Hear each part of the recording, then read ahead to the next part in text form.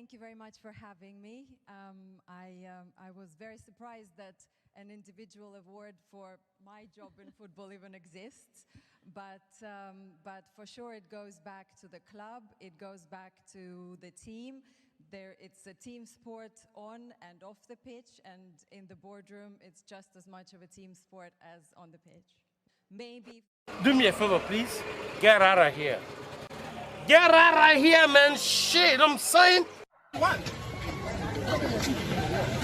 Take a video.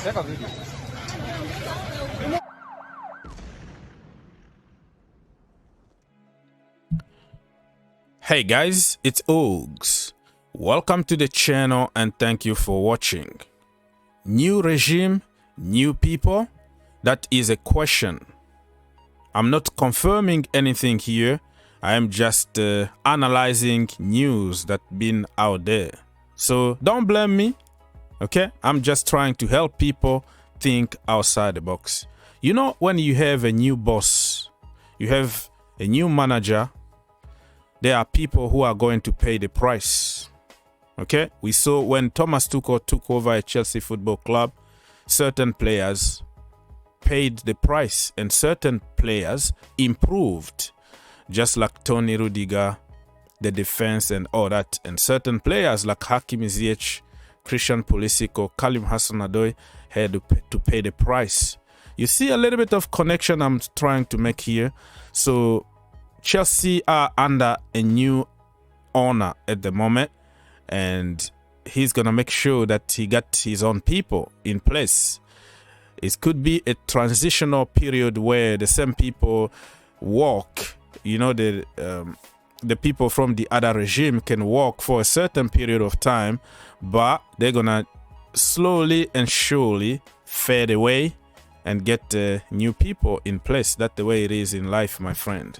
So it looks like Marina Granovskaia could leave her place at Chelsea Football Club, and we're gonna also discuss about Big Romelu Lukaku, who apparently already agreed a deal to go back to Italy to Inter. I think 7.5 million salary is agreed. It's gonna be a loan with an option to buy, but we're gonna develop and talk more about those news in a little bit. So let's go. All right, people, so as you can tell here, it's the same everywhere, okay? People copy and paste pretty much from every big account. They copy, paste, and then that's the way it is. So it's pretty much the same. So I'm gonna just choose one of them. Suddenly it looks like a farewell for the Queen. Yeah.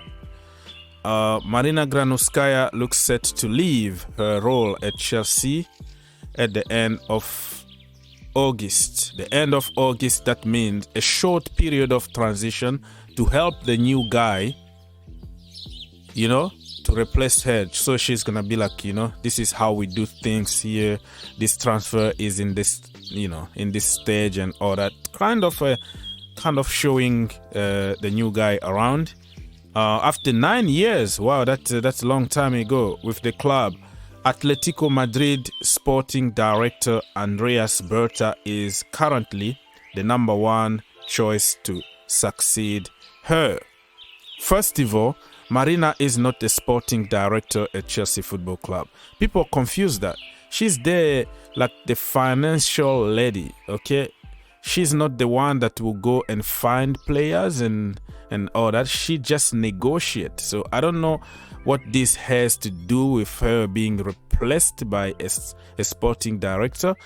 Since Emenalo left, we don't have any sporting director. Marina is just kind of taking that role, but she's not really the person that's supposed to be there. She's supposed just to negotiate contract and sign the check. But it is what it is. You take it to whatever you want. So I don't know, like this guy here said, don't be sad. She just took a multi-million-pound bonus for supporting the sale. the sale process when it's her job. I am not nervous about lazy negotiation over the summer, knowing she is leaving and will bear no consequence of bad deals this summer. Wow, this is a very good point though. Not only this summer, but people just get to the bandwagon, they jump into it and, oh, the queen. Listen, for the last 4 years or so, we've been losing money. Since Emenalo left Chelsea Football Club, every season we lose money. We had even to take Antonio Conte to the court, refusing to pay Antonio Conte his money when you sack him. You know what I mean? So she made a lot of mistakes, but people just follow big account and say queen, queen without understanding the basics of business. Let me just give you an example, right?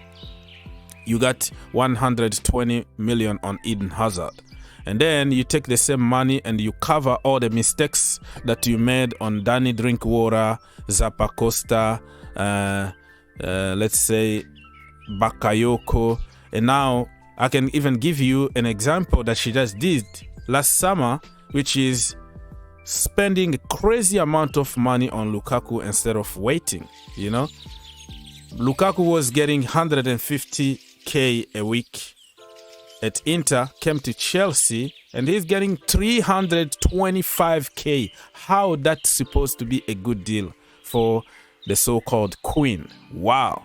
Malang Sarr, we got him on free. He was under 10k a week. All of a sudden, he comes to Chelsea, 120k a freaking week. What that has to do with her having good deals. So for me, I have a lot of respect to her. She made some good deals here and there, but every good deal was just to cover a lot of mistakes that she made previously. And Roman Abramovich had to pay, you know, our debt every single season. He was there to cover the mistakes that Marina made previously. But I'm not gonna get there. I don't hate her. I don't mind if she stays at Chelsea Football Club. And yeah, and like I said, you have to take this with a grain of salt, because you might see another conflicting report after an hour from now. Somebody else is gonna tell you that she's not leaving. We heard everything this season, right?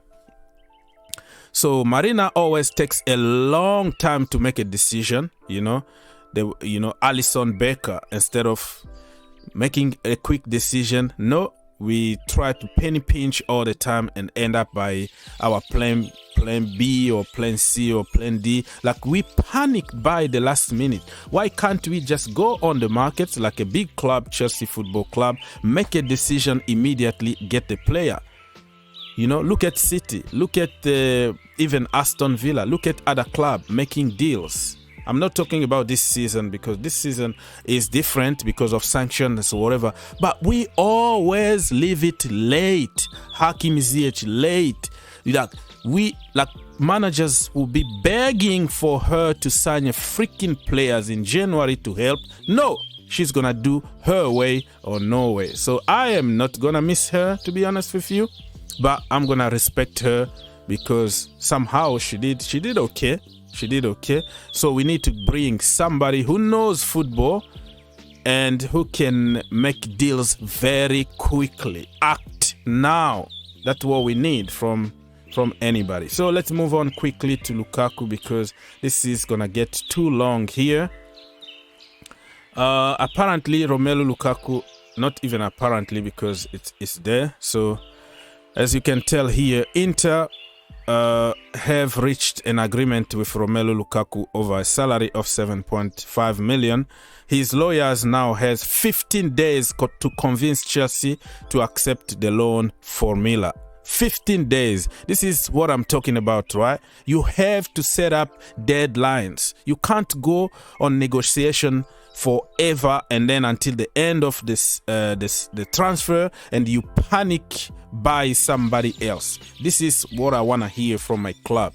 Set up a deadline. You know what? We negotiate about Lewandowski, for example. You give a deadline. After that deadline, you move to somebody else. I'm sick and tired of Chelsea Football Club signing players just the last minute when everybody else already finished their businesses. They are on preseason. They don't have to worry about everything. We have to get players that never even had preseason with us because of penny pinching, because of bad dealings at Chelsea Football Club. So, Big Rom, good luck back in Inter. You know what? I am not going to blame Romelu Lukaku. You know why? Because it's not his fault. It's not his fault. You went there, you forced the guy to come to Chelsea Football Club. He didn't want to come to begin with. So why are you going to get on Romelu Lukaku? And another issue is that the system doesn't fit him. You bring somebody, you paid crazy amount of money, you decide not to play to his strength. So I'm not going to blame Romelu Lukaku. I am going to wish him good luck. And for us, we have to act now. Bring some new blood in immediately so Thomas Tuchel can take them on preseason and we can start doing some damage next season. Leave your comment. Many videos are coming your way. God bless you, and I will see you next time.